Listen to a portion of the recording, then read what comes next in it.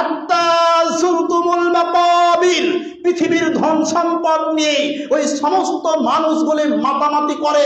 হাত্তা যুরতুমুল মাকাবির, এই করতে করতে মানুষ কবরে পৌঁছে যায়, কবরে চলে যায়। আল্লাহ বলতেছেন সে কবরে চলে যায়। কাল্লা সাউফা তা'লামুন, আল্লাহ বলছেন তুমি অচিরে জানতে পারবা। তুমি যে ধন সম্পদ দিয়ে মেতেছিলা পৃথিবীতে, তুমি অচিরে জানতে পারবা। আল্লাহ তারপরে আবার বলছেন কাল্লা সাউফা তা'লামুন। বলেন দুইবার কথা কখন বলা হয়? গুরুত্বপূর্ণ একটা জিনিস।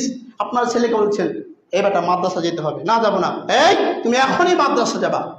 একটা গুরুত্ব দিয়ে যখন কথা বলা হয় তখন দুইবার তিনবার বলা হয়। আল্লাহ সুবহানাহু ওয়া তাআলা এখানে বলতেছেন কাল্লা সাউফা তা'লামুন, কখনো নয়, তোমাকে এটা তুমি অচিরেই জানতে পারবা।